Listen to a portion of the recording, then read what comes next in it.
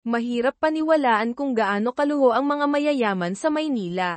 Isang grupo ng mga kalalakihan at kababaihan ang nagsisigawan sa tuwa, nagpupustahan ng malalaking halaga kung kaya bang biyakin ng isang maskuladong lalaki ang isang buko gamit lamang ang kanyang mga kamay, palakpakan. Nasa kasagsagan ng kasiyahan nang biglang may tumawag mula sa opisina ni Mayor Romualdez ng Makati City.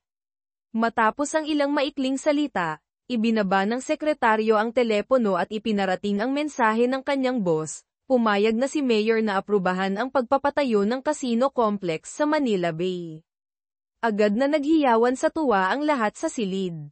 Si Miguel, Mike, Sarmiento, isang kilalang makapangyarihang tao, ay agad na inilabas ang handa niyang regalo, isang estatwa ng Carabao na gawa sa purong ginto, tumitimbang ng 10 kilo.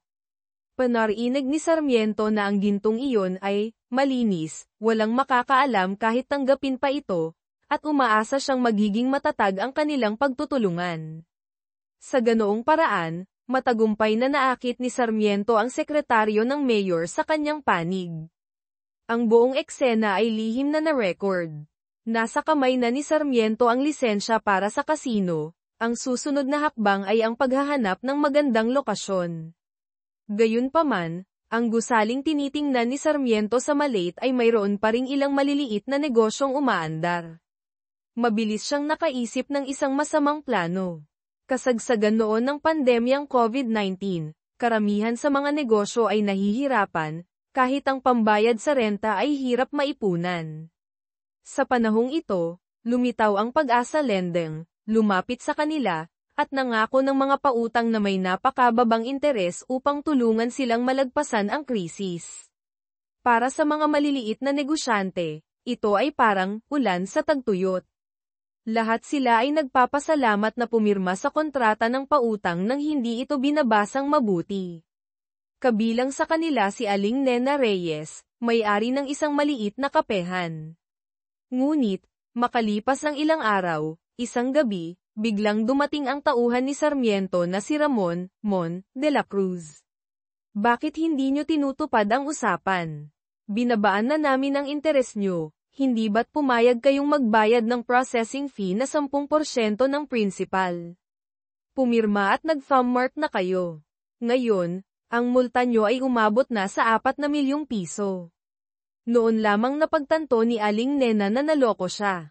Nang marinig niyang magbabanta siyang tatawag ng pulis, malamig na tumalikod si Ramon. Agad na tinawagan ni Aling Nena ang kanyang anak na si Jose, Joey, Reyes. Ngunit sa sumunod na segundo, sinimulan ng wasakin ng mga tauhan ni Ramon ang kapehan. Mabilis na tumakbo pa uwi si Joey, nakita niyang tinatakot ng grupo ni Ramon ang kanyang ina, habang siya ay hinaharangan ng mga goons sa labas. Hindi na napigilan ni Joey, gamit ang kanyang galing bilang dating Philippine Marine, mag-isa niyang pinatumba ang mga tauhan. Pumasok siya sa loob, "Nay, okay lang po kayo." Nang hawakan ni Joey sa kwelyo si Ramon at akmang susuntukin, pumasok si Sarmiento kasama ang kanyang malaking bodyguard na si Benjo Aguilar. Walang pakialam na sinabi ni Sarmiento na may utang si Aling Nena, nandito lang sila para maningil. Nang marinig niyang humihingi ng bayad pinsala si Joey para sa kapehan, malamig na umupo si Sarmiento at sinenyasan si Benjo na turuan ng leksyon si Joey. Matapos ang ilang malalakas na suntok, kahit lumalaban si Joey, unti-unti rin siyang nanghina. Pinanood ni Sarmiento ang buong pangyayari. Nakita niya ang husay sa pakikipaglaban ni Joey kaya't nagkaroon siya ng ideya, "Gusto mo bang magtrabaho para sa akin?" Dinuraan ni Joey ang sahig malapit sa kinatatayuan ni Sarmiento bilang pagkasuklem. Bilang ganti, ginilitan siya ni Sarmiento sa mukha gamit ang kutsilyo. May husay si Joey sa pakikipaglaban dahil dati siyang miyembro ng Philippine Marines. Pagkatapos ng serbisyo, naging amateur boxer siya, lumalaban sa maliliit na liga sa barangay. Kahit kaunti lang ang nanunood, matitindi pa rin ang laban. Sa isang laban, kalaban ni Joey si Luisito Lito Santos. Matapos magpakiramdaman, kumpiyansang sinabi ni Lito, "Kapag napaiyak kita sa bugbog, aasikasuhin talaga kita." Nagsimula ang laban. Unti-unting napansin ni Lito ang galing ni Joey. Mahusay dumpensa si Joey at matalas gumanti. Wow! Ang ganda ng banat. Sa huli, si Joey ang nanalo. Dahil panahon ng pandemya, si Lito, pagkatapos ng laban, ay walang matinong makain. Binigyan siya ng 100 peso ng manager, at nakita niya ulit si Joey. Gusto mong kumain ng inihaw na liempo kasama ko. Nang marinig ang inihaw, mabilis na sumunod si Lito. Sa kanilang pag-uusap, nalaman ni Lito na ang napanalunan ni Joey ay maliit na bahagi lang ang tinire niya, karamihan ay ibinigay sa ina para pambayad sa renta ng kapehan. Ang tatay niya noon ay nasangkot sa kaso sa lupa laban sa isang malaking korporasyon kaya sila nagkautang-utang. Kung ano-anong trabaho na ang pinasok ni Joey. Nagtrabaho ako dati sa inihawan. Kaya pala ang galing mong magbaliktad ng karne. Nang malaman ni Lito na si Joey ay dati ring Marine at mas senior sa kanya, nauna si Joey, bigla siyang na-excite, "Uy! Sir, batch 1216 ako. Anong ginagawa mo? Umupo ka nga." Mabilis na naging magkaibigan ang dalawang dating sundalo. Sabay silang kumain ng masarap na inihaw, nagkwentuhan tungkol sa hirap ng buhay dahil sa pandemya, at ramdam nila ang kawalan ng pag-asa. "Dapat sumama ka sa akin, humanap tayo ng mas malaking oportunidad," sabi ni Lito. "Hindi pwedeng ganito ka lang palagi, kung ano-anong sideline. Ang hirap kumita ngayong pandemya." Napabuntong hininga si Joey, matumal din ang kapehan ni nanay. "Sa susunod, ililibre kita ng mas masarap." Isang araw, dahil may nag-positive sa COVID-19, ipinasara ang boxing gym ng 1 linggo. "Magpahinga ka muna." "Opo, coach." Dahil walang magawa, naisipan ni Joey na hanapin si Lito para mag-ensayo. Sa daan, nakita niya ang isang babaeng nakaitim na humahabol sa isang lalaking mukhang taong grasa. Si Joey, na may pagkamatulungin, ay agad hinabol ang babae para alamin ang sitwasyon, iniisip na biktima ang taong grasa. "Bakit mo siya hinahabol? Sino nag-utos sa'yo? Manloloko ang gagong yun. Huwag kang makialam." Sa unang pagkakataon na makakita ng babaeng ganoon kalakas at kabiles, natulala si Joey saglit. Ang sugat sa mukha na gawa ni Sarmiento ay nangailangan ng mahigit 30 tahi. Dahil baon pa rin sa utang, tinanggihan ni Joey ang cosmetic surgery para tanggalin ang peklat. Dahil sa banta ni Sarmiento noong gabing iyon, hindi rin siya naglakas loob na magsumbong sa pulis. Maingat na tiningnan ni Lito ang kontrata ng pautang na pinirmahan ni Aling Nena. Ang mga probisyon tungkol sa processing fee at napakataas na interes ay nakasulat sa napakaliit na letra, nakatago sa isang sulok. Malinaw na isang patibong. Malinaw na panloloko to. Mahirap talagang hindi mabiktima. Dahil ang bahay ay parang naisangla na rin dahil sa kontrata, ang tanging naiisip ni Joey ay humanap ng paraan para mabayaran agad ang utang. "Kain muna tayo," sabi ni Lito. "Libre ko." "Huwag na." Si Lito, na may pagkamatulungin, ay agad na hinanap ang dating manager sa gym, na nag-alok sa kanya ng trabahong paniningil, para humingi ng tulong. Mukhang naging bukas palad ang manager, nag-alok na tutulungan si Joey na mabayaran ang utang, na may simbolikong 1% interes kada araw. Pero ang kapalit, kailangang magtrabaho sina Joey at Lito para sa kanya maningil ng utang. "Depende sa performance mo, bibigyan kita ng magandang komisyon. Sa loob ng 1 taon, kailangan mong maging aso ko. Malaking oportunidad to. Kailangan po bang manakit, boss?" tanong ni Joey. "Ang kumita ng pera sa pananakit, trabaho lang yan ng mga gangster," dagdag ni Lito. Buong tapang nilang tinanggihan ang alok. "Joke lang po, Palem, boss." Habang hindi nila alam ang gagawin, hinanap sila ni Kapitan Berto, barangay captain, isang senior ni Lito sa Marines. "Punta ka dito, dali." Ang tinutulungan ni Kapitan Berto ay isang napakayamang tao na nagngangalang Don Ricardo Velasco. Nais niyang maghanap ng mapagkakatiwalaang bodyguard para sa kanyang pamangkin, mas maganda kung dating sundalo, may mabuting pagkatao, at magaling sa martial arts. Nang malaman ni Kapitan Berto na kailangan ni Joey ng pera, sinabihan niya itong mag-apply din, para makahanap ng trabaho at maresolba ang problema. Masayang pumayag ang magkaibigan. Mabilis na nakarating ang mga papeles nila kay Don Ricardo. Mukhang nasiyahan siya kay Joey. Sa itsura pa lang, mukhang seryoso at masipag itong binata. Tungkol naman kay Lito, nakasulat sa record na minsan siyang nakipagbasag ulo sa isang grupo sa Tondo bago pumasok sa militar, at namuhay ng tahimik pagkatapos lumabas. Kinabukasan, pumunta ang magkaibigan sa lugar ng interview, isang mamahaling Japanese restaurant sa Bonifacio Global City. Ngunit sinabi ng may-ari na isa lang ang pwedeng pumasok. Sinubukan ni Lito na gamitan ng tingin ang chef, may-ari, pero mabilis siyang natalo sa ora nito. Napagtanto niyang hindi ordinaryong tao ito. Sa pribadong silid, naghihintay si Don Ricardo na may mabait na ngiti. Hindi niya itinanggi na dati siyang may-ari ng isang malaking lending company, pero ngayon ay nagbagong buhay na nagbukas ng isang bookstore at tumutulong sa kapwa. Madalas siyang magpahiram sa mga mahihirap na nangangailangan ng tulong pinansyal ng walang interes. Ang mga nagpapasalamat ay nagdadala ng mga prutas o pasalubong kapag nagbabayad. Ang kabutihan ni Don Ricardo ay minsan ding inaabuso ng mga manloloko. Ang kanyang pamangkin, si Isabel Velasco, ang tumutulong sa kanya minsan na maningil ng mga mahihirap na utang. Ito lang po ang nakuha ko, Tito. Sa totoo lang, hindi sila magkamag-anak, pero itinuturing siyang parang tunay na pamilya ni Don Ricardo.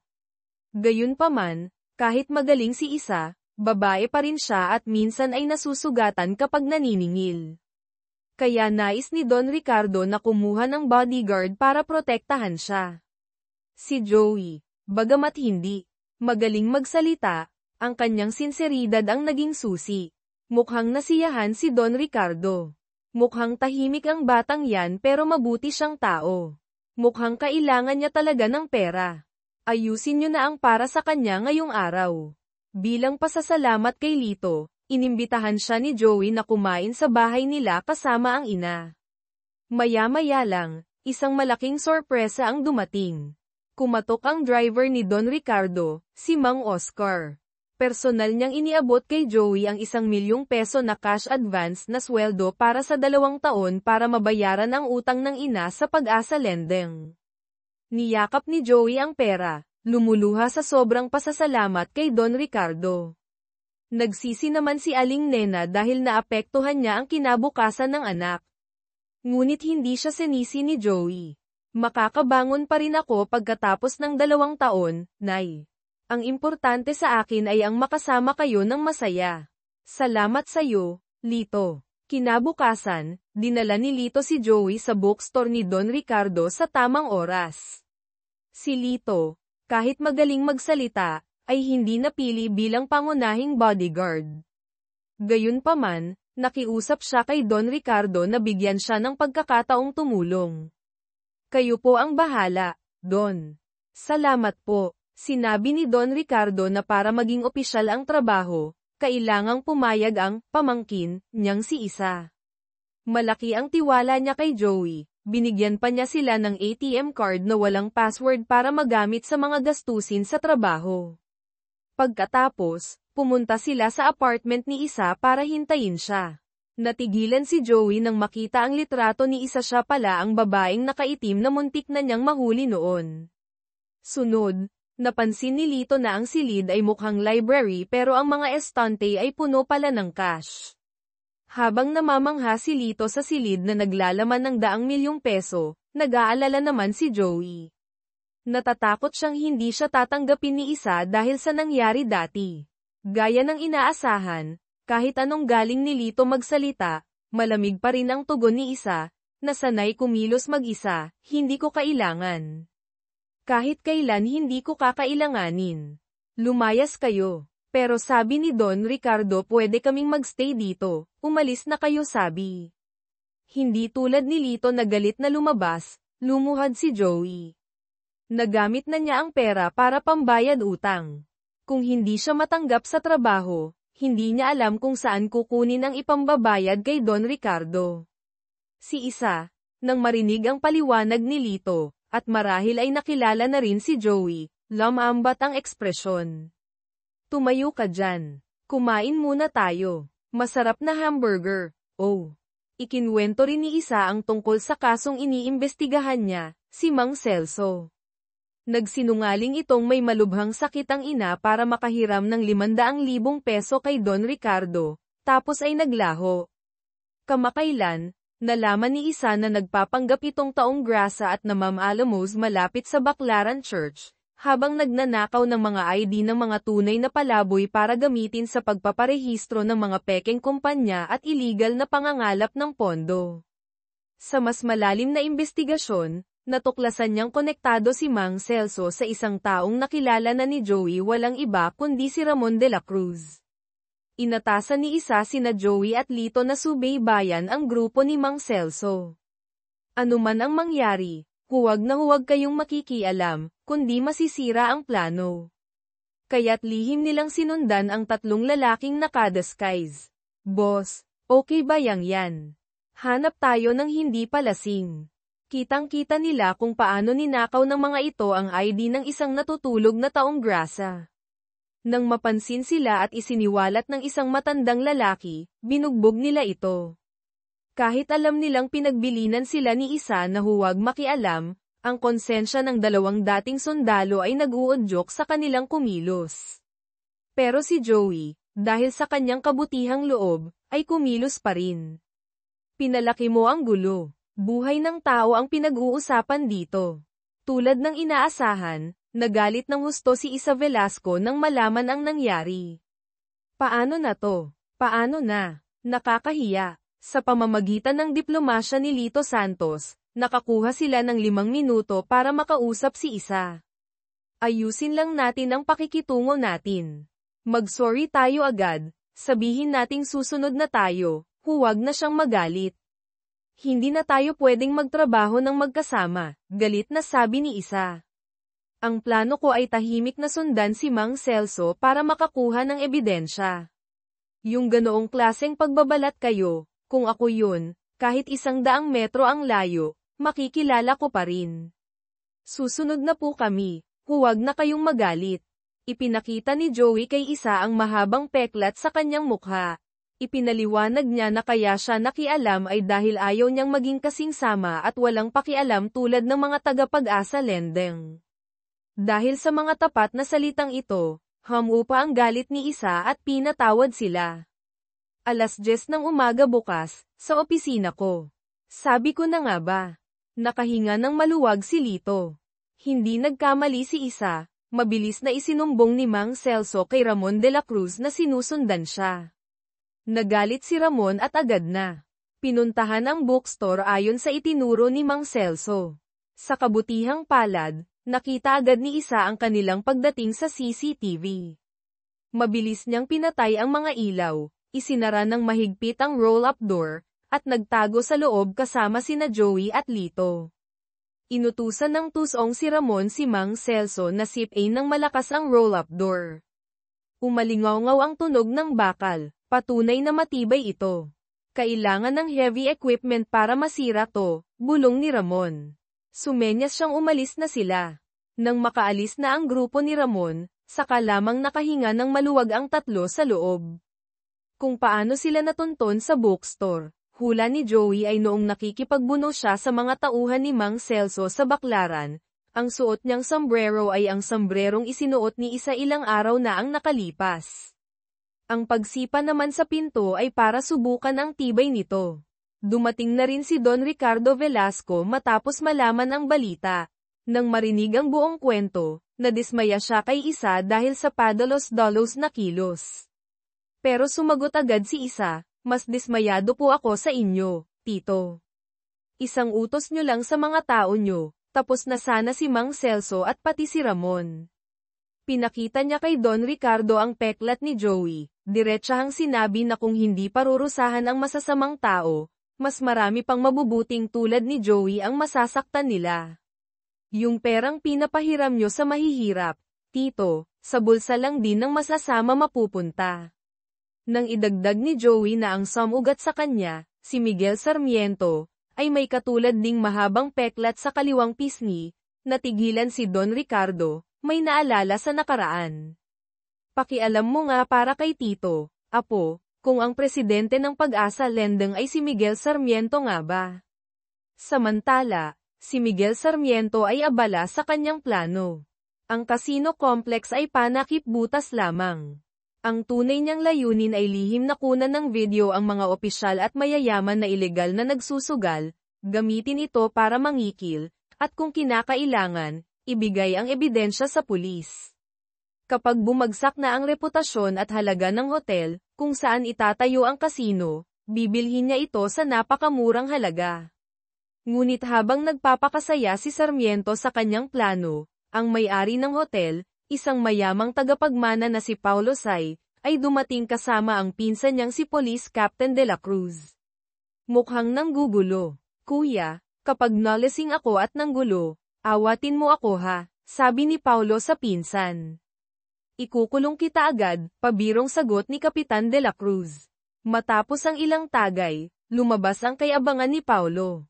Pinagtawanan niya si Sarmiento, sinabing hindi ito karapat-dapat na makipag-partner sa malaking proyekto. Ikaw ba yung tipo na kapag dehado, tatahimik na lang? Ganyan ba kayo tinuruan sa tondo? Bagamat makapangyarihan si Sarmiento, umiiwas siyang direktang makabangga ng pulis. Pero pagdating sa mga tusong plano, walang inaatrasan si Sarmiento. Sinensyasan niya ang kanyang kanang kamay, si Marco Santos, isang dating police cadet, na hanapan ng butas si Paulo Say. Napakabisa ng plano ni Marco. Nag-set up siya ng maliit na insidente para palabasin si Paulo sa party. Yung kotseng sinabi kanina, pumasok na sa parking. Sige, pupuntahan ko lang saglit, Presidente Sarmiento. Mabilis na hinarang ng grupo ng mga matitipunong lalaki si Paulo Say sa isang tahimik na lugar. Kakasimula pa lang magsalita ay pinagsusuntok na siya. Nang dumating si Marco, bagbog sarado na si Paulo. Akala mo dahil pulis yang pinsan mo, matatakot na si Presidente Sarmiento sa'yo. Sigaw ng isang gun. Tama na po. Alam ko nang mali ako. Patawarin niyo na po ako, sa ilalim ng pananakot, napilitan si Paulo na maghubad para sa kaiyahiyang video. Natuwa si Sarmiento nang matanggap ang video, hanga sa galing ni Marco.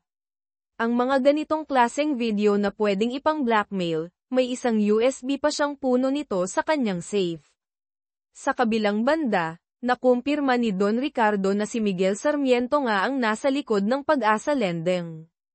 Maraming taon na ang nakalipas, si Sarmiento ay isa lamang niyang maniningil. Si Don Ricardo noon ang kinikilalang hari ng mga nagpapautang sa Maynila, ngunit isang araw, bigla niyang inanunsyong isasara na ang kumpanya at tatalikod na sa mundong iyon. Hindi niya akalaing ito ang magbibigay ng ideya kay Sarmiento na agawin ang kanyang trono. Isang gabi, inutusan ni Sarmiento si Benjo Aguilar na magdala ng locksmith para pasukin ang dating opisina ni Don Ricardo. Mabuti na lang at napansin ni Mang Oscar, driver, bodyguard, sa security room ang nangyayari sa CCTV. Mukhang may pumasok sa opisina. Ilan sila? Parang dalawa. Agad na nagmaneho si Don Ricardo papunta sa opisina, hiniram pa ang batuta ni Mang Oscar. Sa loob ng opisina, abala pa rin ang grupo ni Benjo Aguilar sa pagwasak ng Caja de Hierro para makuha ang pinakamaraming cash hanggat maaari. Nagpang-abot silang tatlo, Don Ricardo, Benjo, Sarmiento, sa dilim. Paano ka nakapasok dito? Si Don Ricardo noon ay malakas pa. Madali niyang napasuko si Benjo. Ngunit habang tinatanong niya kung sino ang nagutos, tinraidor siya ni Sarmiento mula sa likuran gamit ang isang matigas na bagay. Ang kaliwang pisngi naman ni Sarmiento ay nasugatan din sa gitna ng gulo, marahil ng maliit na kutsilyong laging dala ni Don Ricardo noon, na nag-iwan ng permanenteng peklat. Ngunit isa laban sa dalawa, na may kasama pang mga tauhan si Benjo. Natalo si Don Ricardo, Binugbog ng husto at walang awang inihagis ni Benjo Aguilar palabas ng bintana mula sa mataas na palapag. Himalang nabuhay siya, ngunit mula noon ay naging baldado na siya, hirap maglakad, kailangan ng tungkod. Kinuha ni Sarmiento ang lahat ng pera sa kaha, pagkatapos ay sinunog ang opisina para walang ebidensya. Ito rin ang dahilan kung bakit ayaw ni Don Ricardo na halungkatin pa ni Isa ang mapanganib na nakaraan. Napag-isipan ko na, malungkot na sabi ni Don Ricardo kay Isa. Hindi tayo titigilan ng mga yun. Isara na rin natin itong bookstore. Matanda na si Tito, pagod na. Wala na akong lakas at tapang na lumaban pa sa kanila. Iiwan ko na sa iyo ang lahat, magpapahinga na lang si Tito. Sa ibang lugar, halos lahat ng perang ninakaw ni Sarmiento kay Don Ricardo ay ginawa na niyang purong ginto. Plano niya, kapag nagkagulo sa Pilipinas, dadalhin niya ang ginto sa Vietnam para magsimula ulit. Sapat na tong ginto para mabuhay tayong parang hari doon, sabi ni Sarmiento kay Benjo Aguilar. Lahat ibibigay ko sa'yo. Sa'yo lang ako aasa, Benjo. Ang grupo ni na Isa, Joey, at Lito, matapos mag-usap, ay nagdesisyong si Mang Celso pa rin ang puntiryahin para makakuha ng mas malaking lead. Ngunit nang palihim silang magmaneho papalapit sa tinitirhan nito pagsapit ng gabi, naunahan sila ng mga lookout ni Mang Celso. Huminto ang kotse, pero walang bumaba. Nandito na sila. Ituloy ang plano. Mabilis na nagkunwaring umaalis ang grupo ni Mang Celso. Hindi alam ni na Isa na patibong ito, kaya sinundan pa rin nila. Bumaba sina Joey at Lito. Sinundan si Mang Celso papasok sa isang LRT/MRT station. Agad silang sinalubong ng isang grupo ng mga lalaking may dalang mga pamalo at tubo mula sa magkabilang direksyon. Wala nang atrasan, kailangang lumaban ng dalawang martial artist. Si Ramon de la Cruz, na nagbibigay ng utos sa malayo gamit ang radyo, nang marinig na kasama si Joey sa grupo, ay agad inutusan si Mang Celso na dalhin ang mga tao nito sa bahay ni Aling Nena Reyes. Samantala, sa istasyon ng tren, nagsimula na ang matinding bakbakan. Si Isa, na nasa labas para magbigay suporta, matapos matanggap ang tawag ni Lito at may paalam agad kay Don Ricardo ang sitwasyon, ay mabilis na kinuha ang kanyang batuta at taser, at sumugod sa loob para tumulong. Nagtulungan ang tatlo at sa huli ay napatumba nila ang mahigit 10 guns. Kasabay nito, kakaladkad pa lang ni Mang Celso si Aling Nena palabas ng bahay nang harangin sila ng isang misteryosong lalaki. Matapos madaling mapatamba ang dalawang kasama ni Mang Celso, hinabol ng lalaki si Mang Celso, na sa sobrang takot ay binitawan si Aling Nena at tumakbo palayo. Nang masigurong ligtas si Aling Nena, binalikan ng lalaki si Mang Celso para turuan ng leksyon. Tumahimik ka, bata. Lumalabas na si Don Ricardo. Matapos matanggap ang tawag ni Isa, ay nahulaan agad na gagawa ng masama ng grupo ni Sarmiento si Aling Nena. Kaya ipinadala niya agad ang may-ari ng sushi restaurant, si Master Kenji Tanaka, para sumaklolo. Si Master Kenji pala ang isa sa pinakamagagaling na tauhan ni Don Ricardo noon. Si Kapitan Berto naman, na pinapunta rin ni Don Ricardo sa istasyon ng tren, ay dumating nang tapos na ang laban. Naayos na ni na Isa, Joey, at Lito ang mga kalaban. Dinala ni Don Ricardo si Aling Nena sa isa niyang ligtas na lugar. Nang magkatipon na silang lahat, seryosong nagsalita si Don Ricardo, hindi na ito kaya ng kayong tatlo lang. Para matapos ang gulong ito, kailangang may mawala. Alam na nila ang address ni Joey, delikado nang bumalik doon. Napabuntong hininga siya, si Sarmiento naman, matagal na niya akong gustong ipapatay, ay patamba. Kung hindi na uubra ang pagtatago, kailangan na nating singilin pati ang mga lumang utang. Lumalabas na noon, hindi lang inagaw ni Sarmiento ang yaman ni Don Ricardo, kundi tinangkarin niyang iligpit ang iba pang mga kasamahang tumiwalag kasama niya. Ngunit ang dalawang pinakamahalaga, bukod kay Don Ricardo na nabuhay pero nabaldado, ay nakatakas, si Master Kenji Tanaka, ang may-ari ng sushi restaurant, at si Mang Dante, isa pang dating pinagkakatiwalaang tauhan na hindi pa alam kung nasaan. Sa ospital, marahil kung saan dinala ang mga nasugatang guns, nang nanginginig na inilarawan ni Mang Celso ang taong bumugbog sa kanya, gamit ang teknik na parang sa sushi knife, agad na naintindihan ni Sarmiento. Si Mang Dante iyon, ang isa pang nakatakas noon. Nagngit-ngit si Sarmiento, ako na ang bahala sa labas. Bantayan mo lang ang proyekto sa kasino. Malaking tulong na yun, sabi niya kay Marco Santos. Ayon kay Celso, mayroon pang hindi bababa sa 5 bilyong piso na cash si Don Ricardo. Kapag nakuha natin yun, tuloy-tuloy na ang kasino. Magaling. Bagamat kilala ni Sarmiento ang mga dati niyang kasama, hindi naman natutulog sa pansitan sina Master Kenji at Mang Dante. Matagal na tayong hindi nagkita. Hindi ka na kasing gwapo ng dati, marahil ay biruan nila nang magkita ulit. Mabilis nilang inalam ang mga detalye tungkol sa mga kasalukuyang pangunahing tauhan ni Sarmiento. Sa kabilang dako, ang grupo ni Naisa, Joey, at Lito, sa utos ni Don Ricardo, ay lihim na inililipat ang lahat ng natitirang cash mula sa bookstore. May kariton ba? Nasa bodega sa ibaba, ngunit, habang bumababa sina Joey at Lito para kunin ang kariton, pumasok si Benjo Aguilar na nag-aabang pala. Nahalatang may masamang balak ito, naghanda agad ang dalawa. Bakit ka naghuhubad? Tanong ni Lito kay Joey. Mainit makipaglaban ng hindi naghuhubad, sagot ni Joey. Sugod na. Sige. Si Benjo ang taong kayang mag-isang ihagis si Don Ricardo pababa ng bintana, kaya kahit magtulungan sina Lito at Joey, nahirapan pa rin sila ng husto. Samantala, nakita rin ni Isa sa CCTV sa itaas ang nangyayari. Habang pababa siya para tumulong, tinambangan siya ni Marco Santos, na nakatakas na pala. Mabuti na lang at mabilis ang reaksyon ni Isa, naiwasan niya ang unang atake at nakatakas. Nang makitang hinahabol siya ni Marco, napilitan siyang lumaban. Ginamit ni Isa ang kanyang liksi, nahanap ang susi ng posas ni Marco, o posas niya mismo, at matapos makawala, kung nahuli man, ay mabilis niyang naiposasan si Marco sa isang matibay na tubo sa bodega. Nang makita ni Joey na muntik nang mapuruhan ng pala si Lito ni Benjo, nagdilim ang kanyang paningin, sunod-sunod niyang sinuntok si Benjo hanggang sa mawalan ito ng malay. Kinailangan pa siyang awatin ni Lito.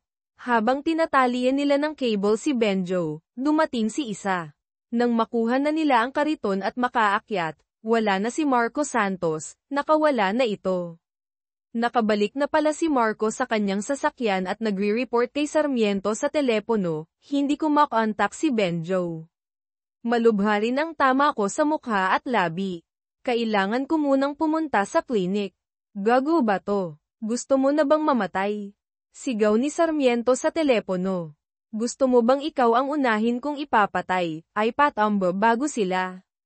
Walang nagawa si Marco kundi manatili sa lugar at maghintay ng backup. Nailipat na ang lahat ng pera mula sa bookstore papunta sa isang malaking van. Hahabulin na sana ni Naisa, Joey, at Lito nang dumating ang mga tauhan ni Sarmiento, na itinuro ni Marco. Nagsimula ang isang makapigil hiningang car chase sa mga kalsada ng Maynila. Tawagan mo si Joey. Kailangan dikit lang tayo. Bilisan mo, sigaw ni Isa sa radyo. Dahil mabigat ang van ni Joey dala ng pera, nahihirapan silang makatakas. Ngunit dahil sa galing magmaneho ni Isa, nagawa niyang i-disable ang kotse ni Marco, o ng backup, pansamantalang naharangan ang daan. Pero hindi basta-basta sumusuko ang mga tauhan ni Sarmiento para sa 5 bilyong piso. Napalibutan sila. Wala nang pagpipilian si Isa kundi gumawa ng mapanganib na maniobra. Sa gitna ng kaguluhan, nasira ng tuluyan ang kotse ni Isa. Napilitan sina Isa at Lito na dalhin ang ilang pinakamahalagang bag, kahon, marahil konting ginto o dokumento, at tumakbo papunta sa van ni Joey na naghihintay di kalayuan. Mabilis na itinapon ni Joey ang ilang kahon ng pera palabas para magkaroon ng espasyo. Sa huli, dahil hindi na kayang dalhin lahat, naiwan ang malaking bahagi ng cash sa sirang kotse.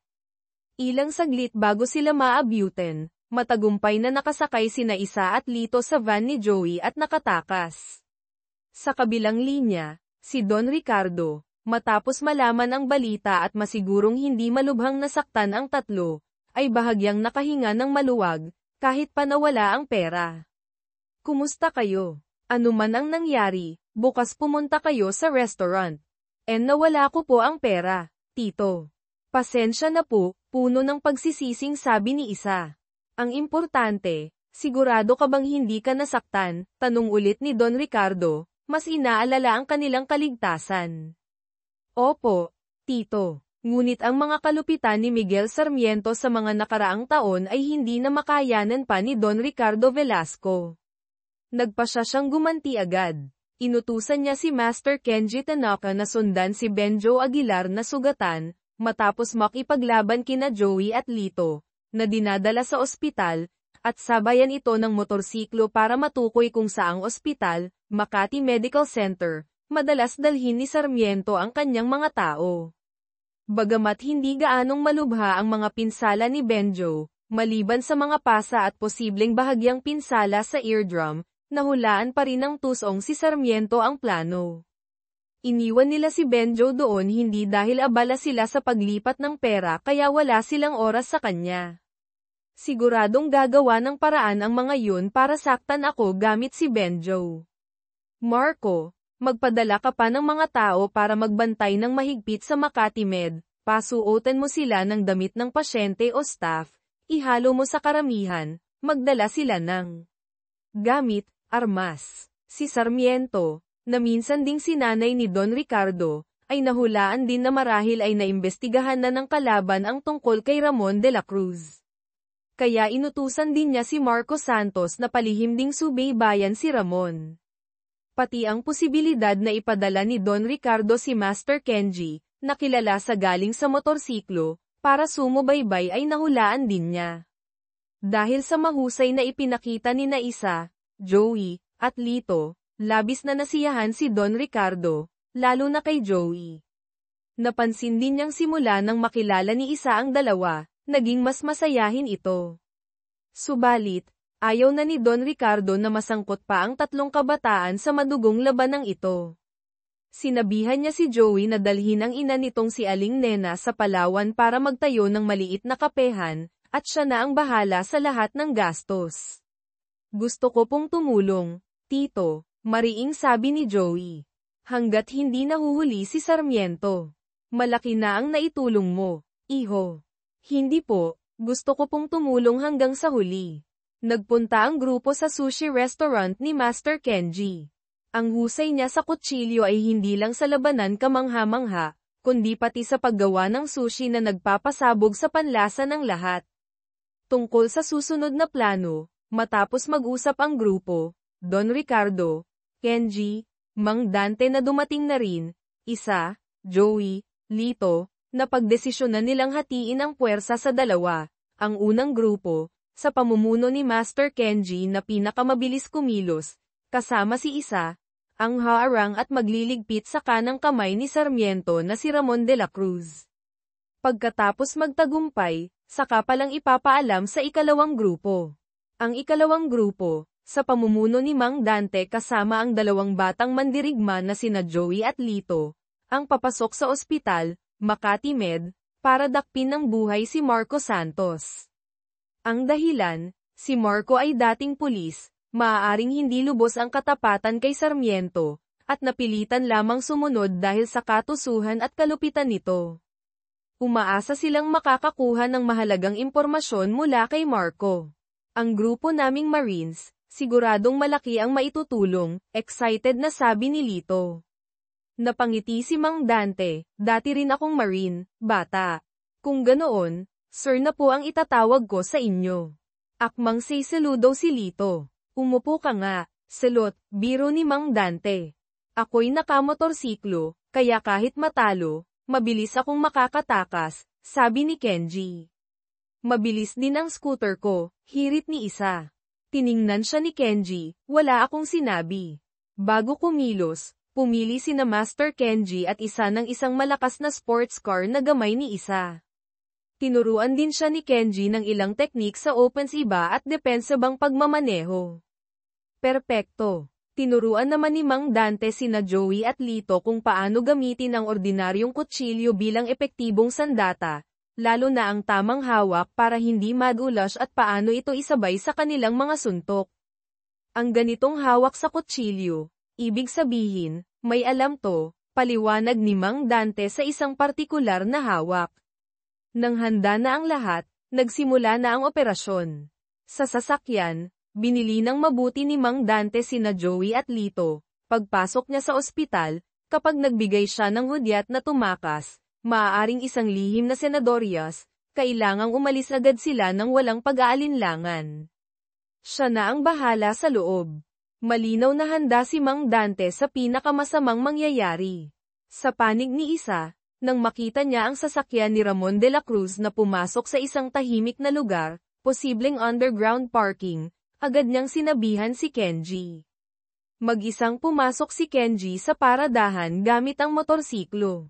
Plano niyang isang saksak lang ay tapos na si Ramon paglabas nito ng kotse. Nagtagumpay ang plano, ngunit nang paalis na si Kenji, binangga siya ng sasakyan ng mga tauhan ni Ramon, na nakaabang na pala. Sumunod ang isang matinding rambulan. Mabuti na lang at dumating agad si Isa para sumuporta.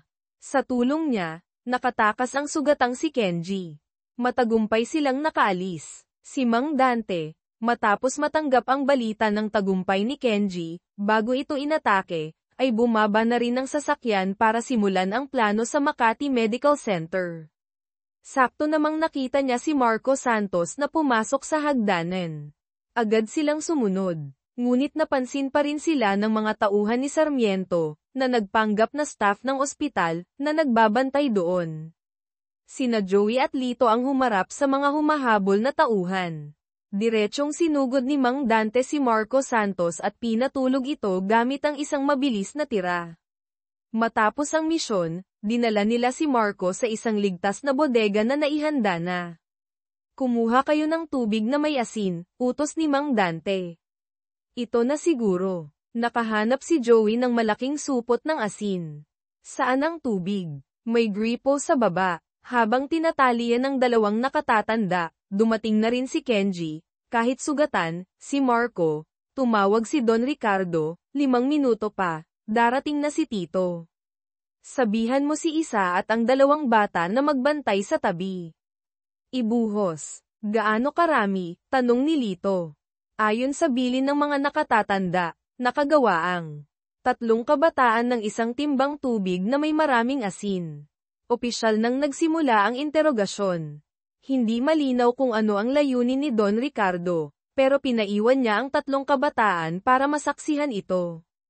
Ang marahas na paraan ng pagtatanong, paggamit ng tubig asin sa sugat o pagpapainom nito, ay hindi kinaya ni Isa, napatalikod siya. Sinabi sa kanya ni Don Ricardo na malamang ay hindi na siya makakaligtas sa huling laban. Kailangan niyang turuan si Isa kung paano harapin ang mga taong kasing sama ni Sarmiento sa limitadong panahong natitira. Bumaling siya kay Joey. Joey, mapoprotektahan mo ba sila? Ako po ang bahala hanggang sa huli, Don Ricardo, matatag na sagot ni Joey. Para manalo laban sa ganyang kalakas na kalaban, tiningnan ni Don Ricardo silang 3, kung wala kayong tiwala sa sarili nyo at sa kasama nyo, babagsak kayo agad. Si Marco Santos sa loob ng bodega ay bagbog sarado na. Kahit tikom pa rin ang bibig, ginamit ni Don Ricardo, na eksperto sa psychological warfare, ang kanyang mga alas. Inisa-isa niya ang mga planong pagtakas na malamang ay inihanda ni Marco. Pagkatapos, tinanggalan niya ito ng pag-asa. Kukunan kita ng litrato ngayon, ipapadala ko kay Sarmiento. Sasabihin kong nagsalita ka na. Titigil na si Sarmiento sa paghahanap sa'yo, pero magpapadala siya ng mga aso, para linisin ka. Para sa kanya, pinakaligtas kung mawala ka na. Matapos mangako si Don Ricardo na kapag bumagsak ang pag-asa lendeng ni Sarmiento, hindi na kailangang mag-alala ni Marco sa kanyang buhay. Sa wakas, si Marco, na alam ang kalupitan at pagiging paranoid ni Sarmiento, ay sumuko na. Matapos timbangin ang mga bagay-bagay, Ang taong laging inuuna ang sariling interes tulad ni Marco ay ibinunyag na ang lahat ng taktika, plano, at puwersa ni Sarmiento. Ikinwento rin niya ang nangyari kay Paulo Say, at ang tungkol sa safe ni Sarmiento na naglalaman ng mga sensitibong video ng mahigit 50 kilalang tao. Smart safe yun galing Germany. Kailangan ng ugat sa kanang kamay ni Sarmiento para mabuksan. Kapag nagkaproblema, pwedeng i-activate ang self-destruct gamit ang telepono. Samantala, si Sarmiento, matapos malaman ang nangyari kay Ramon at ang pagkawala ni Marco, ay agad pumunta sa ospital.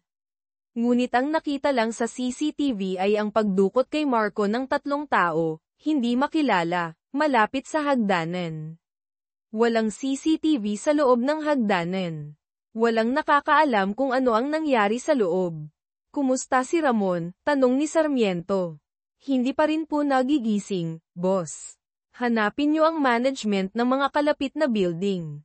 Kausapin niyo. Kailangan nating malaman ang plaka ng sasakyan ng umatake kay Ramon, galit na utos ni Sarmiento.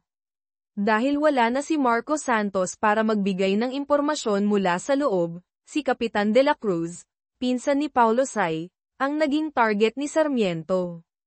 Ibigay mo sa akin ang telepono. Tinawagan ni Sarmiento ang kapitan. Binigyan niya ito ng 5 oras para alamin ang kinaroroonan ng nagmomotorsiklo, si Kenji. Ang paraan para pilitin siyang sumunod ay simple lang, kapag hindi mo nahanap sa loob ng 5 oras, ipapakalat ko sa internet ang nakakahiyang video ng kapatid mo. Kapag gumawa ka ng kahit anong kalokohan, ipapakalat ko pa rin. Kawawang magkapatid na Say, hawak na sila sa leeg ni Sarmiento. Agad bumalik si Kapitan de la Cruz sa presinto, sinimulang halongkatin ang lahat ng CCTV sa lungsod. Si Paulo Say naman ay nagmamakaawa sa pinsan na magtagumpay ito, ayaw niyang masira ang buhay niya. Akala mo ba hahayaan kong makalusot ang gagawang yun na nanggago sa pamilya natin? Huwag kang mag-alala, pag-alo ni De La Cruz sa kapatid. Kuya, tiwala ako sa'yo.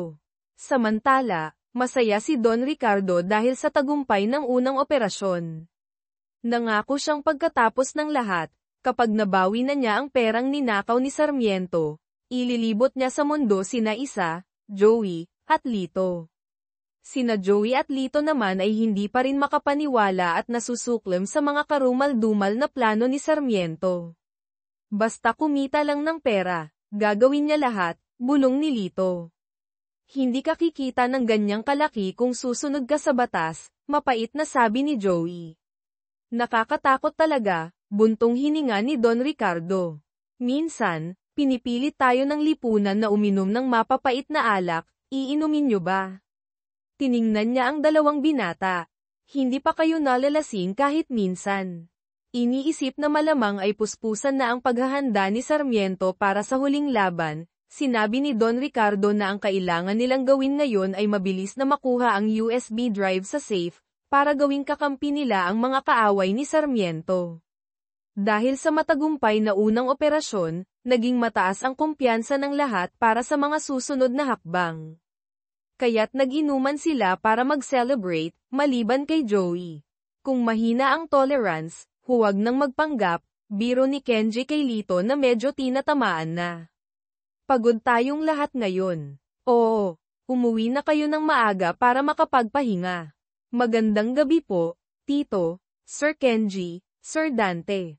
Nang makauwi na ang lahat, sa unang pagkakataon ay nagtapat si Don Ricardo ng kanyang saloobin kay Joey.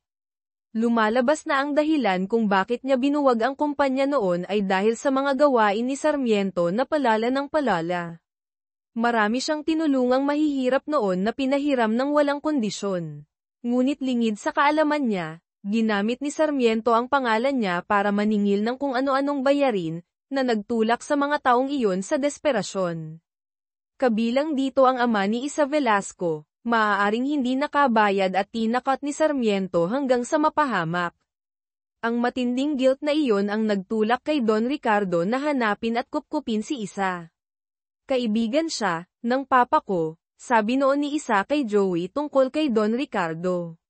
Daddy, Maaaring tawag ni isa kay Don Ricardo kapag sila lang. Ilang taon nang nabubuhay si Don Ricardo sa pagsisisi. Ang taong tunay na masama ay hindi nakakaramdam ng pagsisisi, Don Ricardo, sabi ni Joey. Ang alam lang nila ay mang-api ng mas mahihina sa kanila. Magtutulungan po tayo, mahuhuli natin si Sarmiento. Balang araw, tiningnan ni Don Ricardo si Joey ng may pagmamahal, ipagbubukas kita ng boxing gym. Sa ikalawang palapag, pwedeng magtayo ang nanay mo ng kapihan. Ako po ang dapat magpasalamat, Tito. Nakikita ko sa iyo ang sigla ng kabataan at ang katapatan, Joey.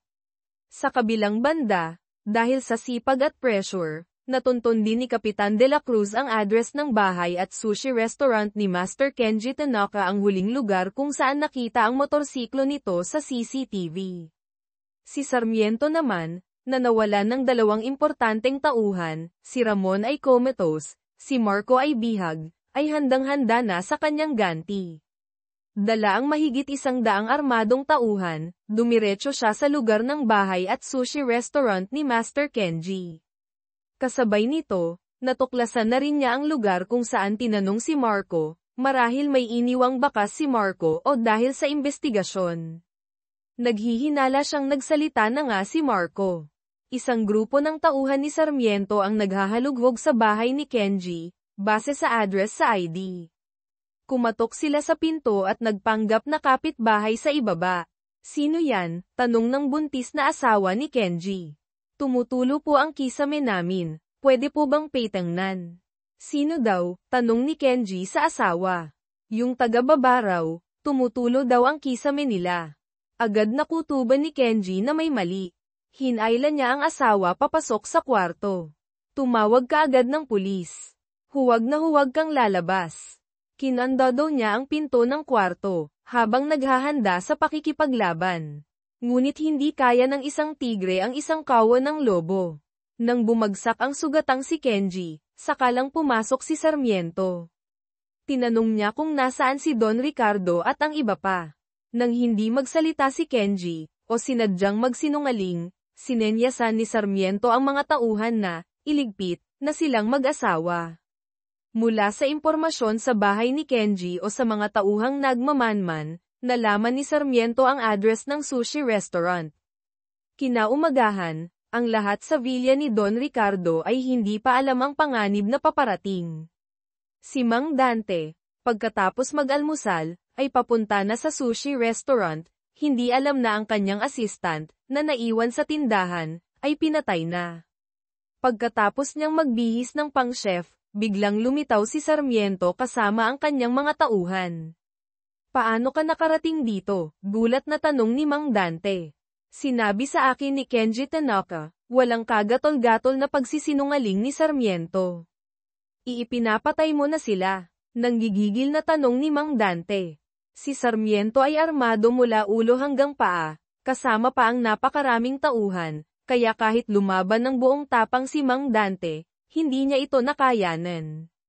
Sa huli, bumagsak si Mang Dante sa kamay ng dati nilang kasamahan ni Don Ricardo. Matapos maligpit ang dalawang huling haligi ni Don Ricardo, dumiretso si Sarmiento kasama ang lahat ng tauhan sa villa nito. Dahil si Isa at Joey ay naghatid kay Aling Nena sa probinsya, o sa ibang ligtas na lugar, tanging sina Don Ricardo at Lito na lang ang nasa bahay. Brutal na pinasok ng mga tauhan ni Sarmiento ang villa. Sa basement tayo, sigaw ni Don Ricardo. May mga baril doon. Lito, pigilan mo sila dito. Bilisan mo, kunin mo ang mga baril. Humarap si Lito sa daan-daang armadong kalaban ng walang takot, lumaban na parang batang leon.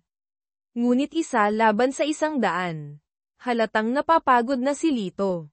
Sa huli, pinagtulungan siya at nawalan ng malay. Si Benjo Aguilar naman ay nakapasok na sa basement.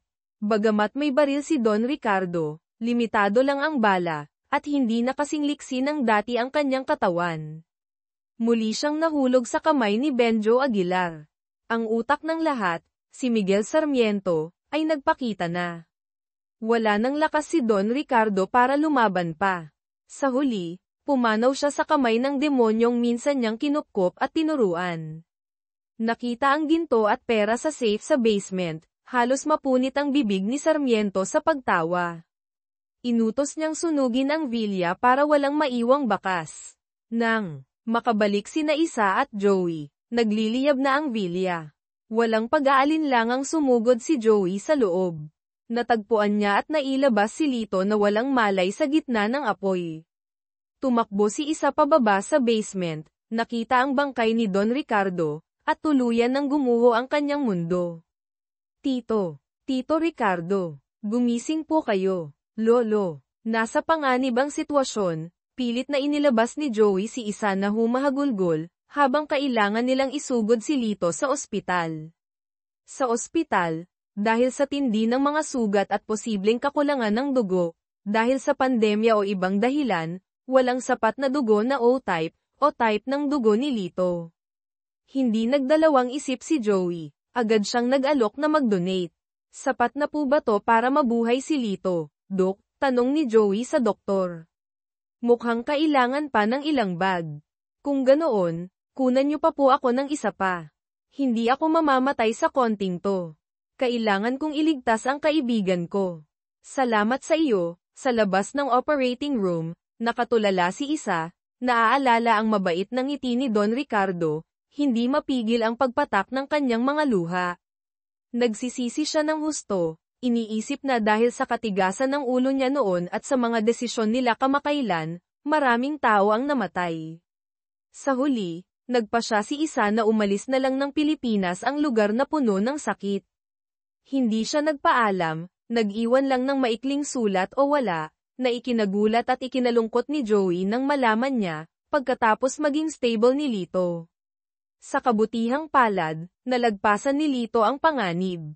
Nang maglaon, dinala sila ng tapat na driver na si Mang Oscar sa kanyang probinsya para magpagaling at magtago kay Sarmiento. Mula nang gumaling ang mga sugat ni Lito, nagsimula silang magsanay ng walang tigil, pinapalakas ang katawan at hinahasa ang kakayahan sa pakikipaglaban. Takbo tuwing umaga, ensayo sa martial arts, kitang-kita ang paglaki ng kanilang mga muscle. Hindi sila nagpapabeya kahit isang araw, nagniningas ang pagnanais na makaganti. Nang makita ni Mang Oscar ang kasipagan at determinasyon ng dalawang binata, nag-alala siya at tumutol noong una. Para sa kanya, ang pagharap nila kay Sarmiento ay parang pagpapakamatay. Mas maraming magagaling sa inyo ang pinatay na ni Sarmiento. Kinuha niya ang pinakamahalaga sa kanila. Ngunit sa huli, naantig siya sa kanilang katapatan, matibay na loob, at mga kilos, ang pagkakaisa ay nakakapagpagalaw ng bundok, sabi ni Joey.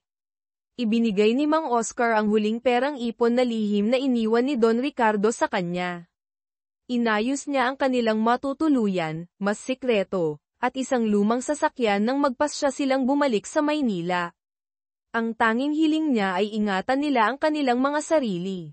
Dala ang determinasyong makaganti, bumalik sila sa Maynila.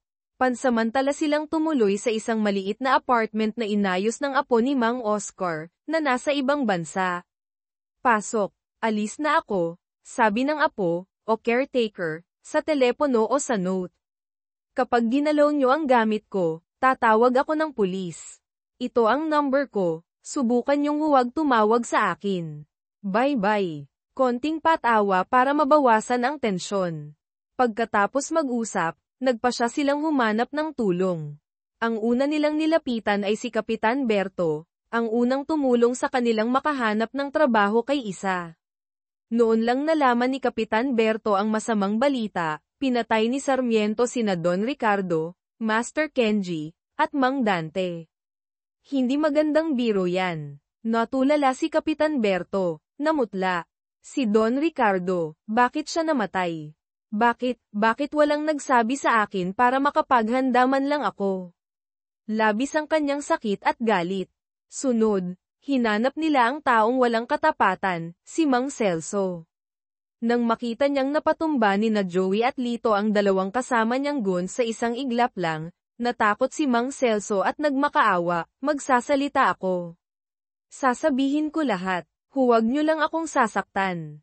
Mula kay Mang Celso, nalaman nilang nakaligtas si Ramon de la Cruz sa atake ni Kenji, kahit malubha ang tama, at mula nang mawala si Marco Santos, nakahanap na si Sarmiento ng bagong kanang kamay, isang mas malupit pa raw.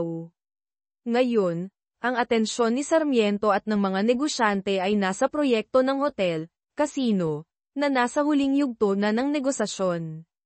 Dahil mababa lang ang posisyon ni Mang Celso, hanggang doon lang ang alam niya. Mukhang kailangan nating mahanap si Paulo Say, sabi ni Lito. Taliwas sa imahe ng disenteng anak ng mayamang pamilya sa publiko, sa tuwing ipapatawag ni Sarmiento si Paulo Say, mukha itong miserable at takot na takot. Bago mag-Biyernes ngayong linggo, kailangang mabago ang kontrata ayon sa sinabi ko, utos ni Sarmiento. Kapag hindi mo natapos, ipapakalat ko ang video mo. Ilang beses nang sinubukan ni Paulo Say na lumaban, pero wala siyang magawa sa banta ni Sarmiento. Hanggang sa makatanggap siya ng isang pribadong text message, gusto mong labanan si Miguel Sarmiento. Alam namin kung nasaan ang USB drive na may video mo. Junior at LS, iminungkahi ni Kapitan de la Cruz na makipagkita agad si Paulo sa nag-text. Nang makitang dalawang binata lang, sina Joey at Lito, ang dumating, sinubukan ulit ng magkapatid na Say ang dating taktika, lasingin sila para malaman ang tunay nilang intensyon. Diretsahang tumanggi si Lito, itinuro ang tiyan, pasensya na po, sirs. Naaksidente ako dati, nasira ang atay ko, hindi ako pwedeng uminom. Si Joey naman, seryosong tao, ay hindi umiinom kahit kailan. Kahit simpleng pakikisama sa pag-inom hindi nyo magawa, paano namin kayo pagkakatiwalaan, giit ni Kapitan de la Cruz kay Joey. Nang makitang napilitang humawak ng baso si Joey, lihim na nagkatinginan ang magkapatid na Say, iniisip na lamang na sila sa sitwasyon. Sino mag-aakala na si Joey Reyes, bukod sa galing makipaglaban, ay malakas din pala sa inuman. Natakot ang magkapatid na Say sa kanya, at nagsimula pa silang mag-utol-utol doon mismo. Bro, yung presidente ng beer. Stepmom ko yun, sobrang love ako nun, pagmamayabang ng lasing na si Paulo Say. Kuya, pamilya na tayo ngayon, kailangan mong alagaan sila ng mabuti, tinapak ni Kapitan de la Cruz si Paulo. Mukhang mapagkakatiwalaan at matino siya, Joey. Pero kinaumagahan, halos nakalimutan na ni Paulo Say ang lahat. Mami, luto na. Sakto gising mo. Dito ka umupo. Ano na ang plano natin? Tanong ni Joey kay Kapitan. Tatawag si Kuya Gang, Kapitan de la Cruz, ng isang computer expert mula sa PNP Cybercrime Group. Pagkatapos mahak ang phone ni Sarmiento, ia-activate ang command para sirain ang data sa USB drive sa loob ng safe, paliwanag ni Lito Santos. Sino ang kikilos? Nag-aalalang tanong ni Paulo. Ikaw, sabay na sagot ni na Joey at Lito. Isang masarap na kainan pagkatapos ng inuman ang muling nagpalapit sa apat. Ang IT expert na inimbitahan ni Kapitan de la Cruz, tawagin nating Carlo, ay nagbigay ng dalawang paraan, kailangang magkabit muna ng signal jammer sa meeting place para mapilitang kumonekta ang telepono ni Sarmiento sa isang pekeng wifi na inihanda. Mula doon, makakapasok si Carlo sa telepono. Gamit ang dahilan ng security check o software update, hilingin kay Sarmiento na i-scan ang isang espesyal na QR code gamit ang kanyang telepono. Para sigurado, nagpa siya si Kapitan de la Cruz na gawin pareho. Ang tanging gagawin ni Paulo Say ay siguraduhing mananatiling konektado si Miguel Sarmiento sa itinakdang wifi ng sapat na katagal para matapos ni Carlo ang trabaho. Napakahirap ng misyong ito, kaya walang kasiguraduhan. Dahil dito, labis ang kaba ni Paulo. Kung hindi masisira yung USB na yun, habang buhay na akong didikit kay Sarmiento. Magtiwala ka ulit kay Kuya, pag-alo ni Kapitan de la Cruz. Hindi na pwedeng magpatumpik-tumpik pa, agad sinimulan ang paghahanda. Mabilis na dumating ang Biyernes araw ng pirmahan ng kontrata. Maayos ang takbo ng mga pangyayari sa simula. Walang nakitang komplikadong security si Carlo sa pangunahing telepono ni Sarmiento. Gayunpaman, Napansin agad ng technician na nag-aabot ng QR code, para sa plano B, na hindi ang pangunahing telepono ang ginamit ni Sarmiento para mag-scan. Mukhang dalawa ang telepono niya, babala ni Carlo sa radyo. Ngayon, kailangan lang niyang kumonekta sa espesyal na Wi-Fi para magtagumpay tayo. Sinabi ni Lito kay Paulo na pwede niyang gamitin ang pagkakataon sa pagpirma para pilitin si Sarmiento na burahin ang video na ipinadala ni Marco Santos dati, ang nakakahiyang video ni Paulo. Sa ganitong paraan, mapipilitan siyang gamitin ang pangunahing telepono at kumonekta sa Wi-Fi para ma-access ang file. Ngunit si Paulo ay nagkaroon na ng conditioned fear kay Sarmiento. Sa pag-udyok at matalim na tingin ni Kapitan de la Cruz, pinilit niyang kumalma. Bumalik si Paulo sa meeting room. Maaari po bang lumabas muna ang mga abogado? Pilit niyang pinapakalma ang sarili. Ayaw niyong madamay, hindi ba? Bago tayo pumirma, pakiburado na ang video na yun, Presidente Sarmiento. Yung video ba? Nasa bahay. Pagkatapos nating pumirma, buburahin ko pag-uwi, sagot ni Sarmiento na parang walang pakialam. Burahin mo ngayon sa harap ko. Sa unang pagkakataon, totoong nagalit si Paulo. Ginamit niya ang posisyon ng kanyang madraste bilang beer commissioner. Kapag ginamit ng pamilya ko ang kapangyarihan namin, sa tingin mo ba makakaupo ka pa dyan? Bagamat labis na nainis, kinuha pa rin ni Sarmiento ang kanyang pangunahing telepono, kumonekta sa Wi-Fi, na hindi niya alam ay peke, para hanapin at burahin ang video. Nahanap na. Ang program ng safe. Ay activate ang self-destruct, sigaw ni Carlo sa earpiece ni Kapitan. Ngayon na ba? Gawin mo na. Ngayon na. Nakahinga ng maluwag ang lahat nang makumpirmang natapos ang misyon. Bilang pasasalamat, nangako si Kapitan de la Cruz kina Joey at Lito na ipagpapatuloy niya ang pagkuha ng data mula sa telepono ni Sarmiento, kung posible, para maipakulong, bilangguan, ang gagawang iyon. Gusto ko po kayong tulungan, sabi ni Joey kina Paulo at Kapitan, tinuturo ang peklat sa mukha. Salamat sa maganda mong intensyon, sabi ni Paulo. Ang peklat na to, tinanggap ko na. Pauwi na sila nang biglang maalala ni na Joey at Lito ang gintong ninakaw ni Sarmiento kay Don Ricardo.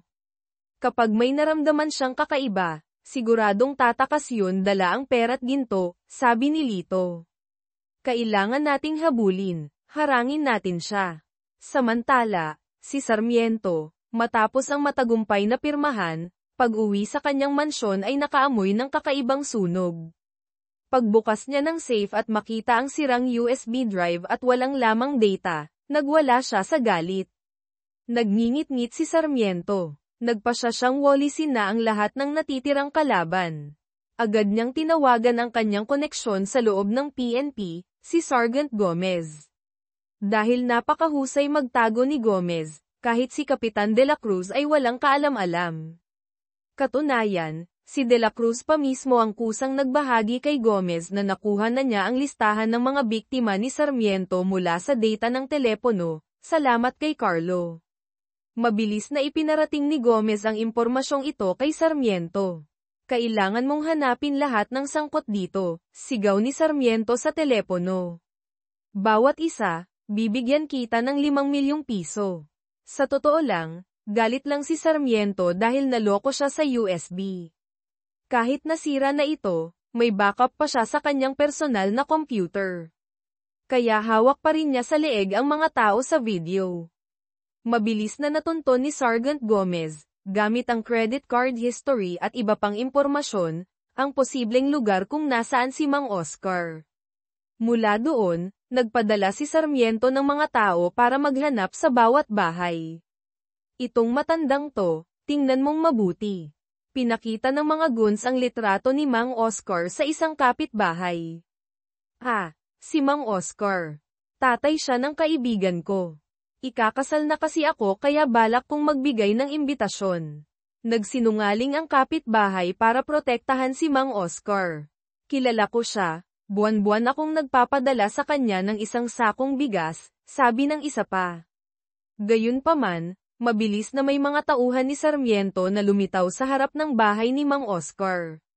Sa kabilang banda, tinulungan ni Mang Celso ang magkapatid na mahanap ang record ni Benjo Aguilar, maaaring lumang record sa underworld o impormasyong pinansyal.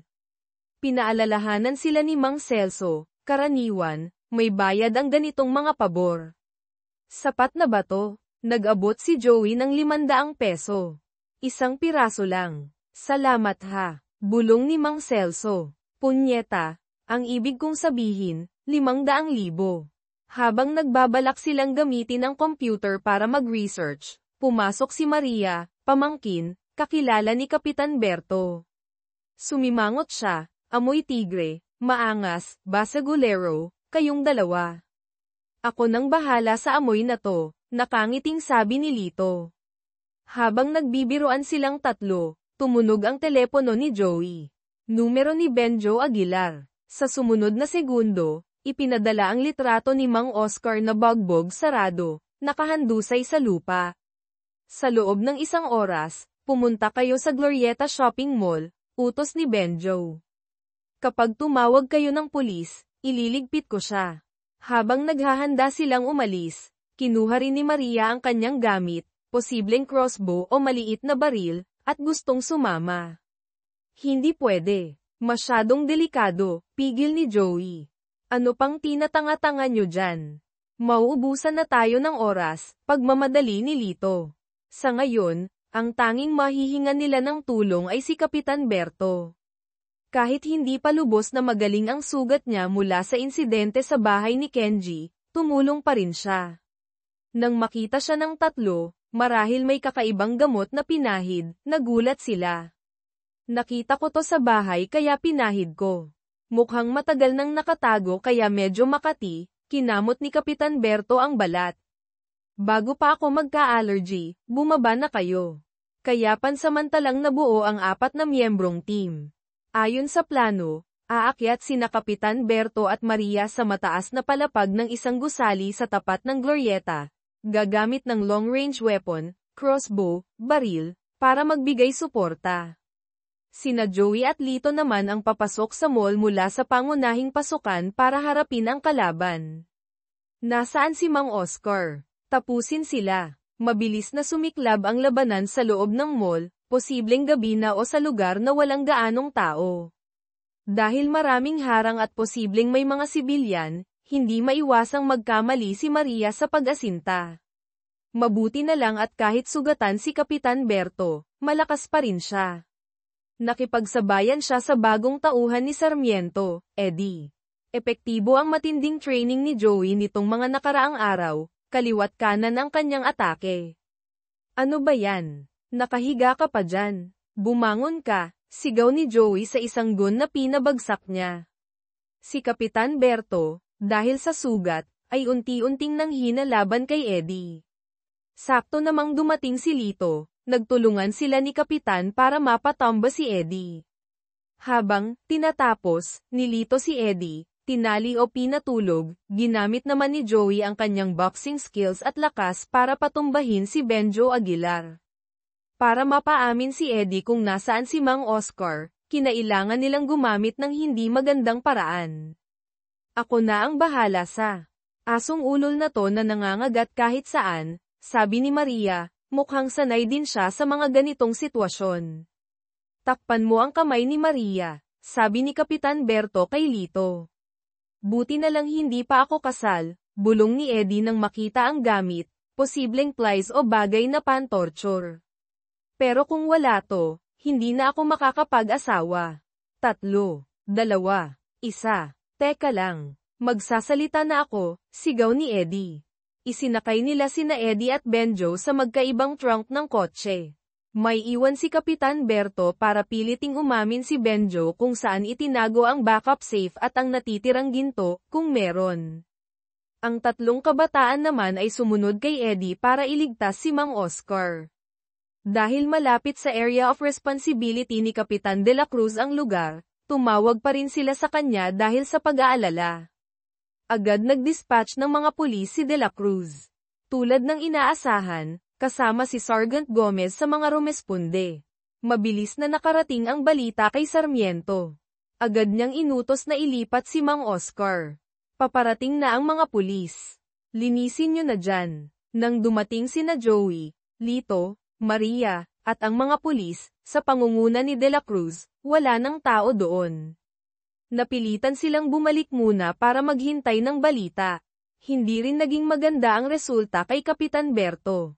Ayaw talagang magsalita ni Benjo Aguilar, sinubukan pa nitong magpakamatay. Mabuti na lang at si Joey, pagbalik, ay may mabuting puso, tinulungan niya itong tumawag ng ambulansya at hinayaan na lang sa pulis si Benjo. Sa kabilang banda, dahil aksidenteng nakita ni Sergeant Gomez ang dalawang IT technicians, si Carlo at kasama, na tumutulong kay Kapitan De La Cruz, hindi nagtagal ay pinaghigantihan sila ng mga tauhan ni Sarmiento, maaaring pinatay o malubhang sinaktan. Pati si Kapitan De La Cruz ay muntik ng malason ni Gomez, mabuti na lang at nakaiwas. At si Paulo Say ay nakatanggap na naman ng video mula kay Sarmiento, kasama ang mga banta. Matapos halos malinis ang mga hadlang, direktang kinausap ni Sarmiento si Joey sa telepono, nakuha ang numero kay Benjo o Gomez. Pinapunta niya si Joey sa isang itinakdang lugar, posibleng isang abandonadong bodega o industrial site. Napatay ko na ang mga pulis at itmo. Kapag gumawa ka pa ng kalokohan, idadamay ko ang nanay mo. Para iligtas si Mang Oscar, itinuturing na lolo, tagapagligtas, nagpumilit si Maria na sumama kina Joey at Lito. Ngunit alam ni Joey na delikado ang lakad na ito. Ayaw niyang maulit ang trahedya ni Isa. Kaya sinadya niyang iwan si Maria sa isang ligtas na lugar, hindi pinansin ang mga mata nitong parang gustong lumamon ng tao. Pumasok sina Joey at Lito sa pugad ng mga kalaban. Tapusin sila. Kahit lahat ng kalaban ay may dalang matutulis na sandata, itak, tubo, wala silang binatbat sa lakas at galing ng dalawang dating Marines. Mabilis silang napatumba ng magkapatid. Puro mga basura. Hindi na nakatiis si Sarmiento, siya na mismo ang lumabas. Mga walang kwenta. Ano pang tinatayo-tayo nyo dyan? Gusto nyong ako pa ang kumilos. Ngunit tinamaan siya ng pana, o bala, mula sa malayo, galing kay Maria, na nakahanap ng paraan para makarating doon. Sa tulong ni Maria, muling sumugod ng buong lakas ang magkapatid. Nasugatan si Sarmiento kaya mabilis siyang umatras sa galit. Nang habulin siya ni Joey, huli na ang lahat, nakatakas na si Sarmiento. Mabuti na lang at nailigtas nila si Mang Oscar. Pagkatapos ng insidente, isinapubliko ni Kapitan De La Cruz ang mga krimen ni Sarmiento, kasama ang testimonya ni Marco Santos at iba pang ebidensya. Mabilis na kumilos ang pulisya, hinuli ang mga miyembro ng kanyang sindikato. Pati si Sergeant Gomez ay nahuli rin. Biglaan ang pagbagsak, si Sarmiento, na dating makapangyarihan, ay naging most wanted criminal na. Ngunit hindi pa rin mapalagay si Paulo Say. Posibleng nakatakas na si Sarmiento palabas ng bansa. At ang backup ng video niya ay nasa kamay pa rin nito, parang isang time bomb. Tutulungan ka namin, sabi ni Joey.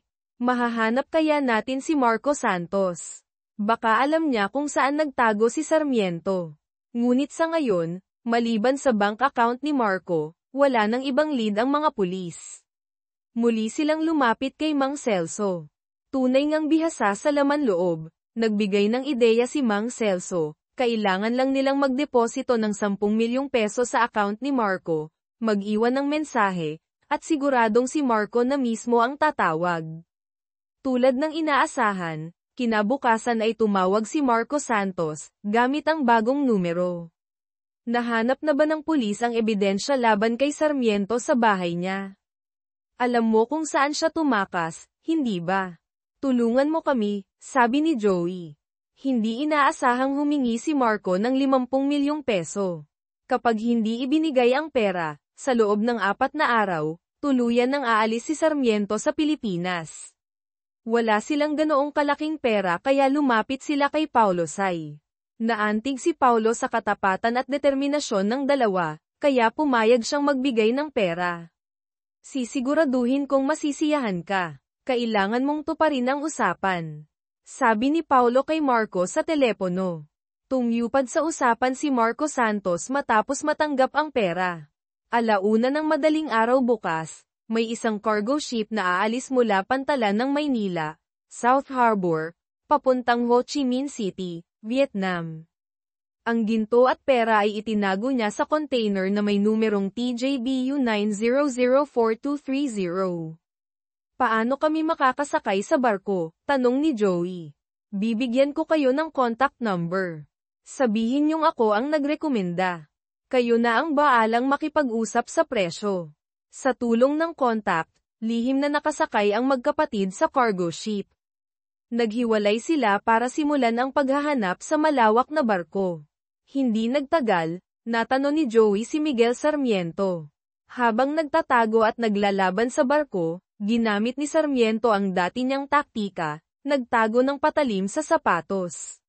Nagsimula na ang huling epikong labanan. Si Lito, matapos harapin ang mga natitirang tauhan, posibleng kasama si Ramon de la Cruz kung buhay pa, ay muling nakaharap si Benjo Aguilar. Ibang Lito na ang kaharap ni Benjo ngayon. Matapos bugbugin ni Lito, itinapon si Benjo na parang basahan. Nakita ni Joey si Sarmiento na parang asong ulol na desperadong lumalaban. Walang tigil siyang umatake. Kapag nagpakita ka pa ulit, tapos ka na. Sa wakas, tuluyang bumagsak si Sarmiento. Ayos ka lang, lumapit si Lito. Pakiramdam ko, naging asong pangganti ako, hingal ni Joey. Nakalimutan ko na ang puso ng isang boksingero. Bumalik ka na sa amin, okay na ulit ang lahat, tinapak ni Lito ang kaibigan. Dala ang teleponong may ebidensya, at posibleng backup ng mga video, at ang napakaraming ginto ni Sarmiento, matagumpay na bumalik, o naghintay sa barko, ang magkapatid. Nakipag-ugnayan na rin si Kapitan de la Cruz sa mga pulis sa Vietnam. Pagdating ng barko doon, aarestuhin na ang mga natitirang kasama ni Sarmiento. Ang napakalaking yaman na nabawi, hindi ito pinag-interese ng magkapatid. Nais lang nilang gamitin ito para tulungan ang mga nangangailangan, bilang pagpapatuloy sa nais ni Don Ricardo Velasco. O kaya, magdagdag kami ng pondo mula sa aming kumpanya, mungkahi ni Paulo Say. Magtayo tayo ng isang charity hospital. Ano sa tingin nyo? Para makagawa rin tayo ng kabutihan sa mundo. Sa huling bahagi ng kwento, bumalik sina Joey at Lito sa piling ni Aling Nena, ipinagpatuloy ang pamumuhay bilang ordinaryong tao, ngunit may pusong sinubak ng panahon at pagkakaibigang mas matibay pa sa bakal.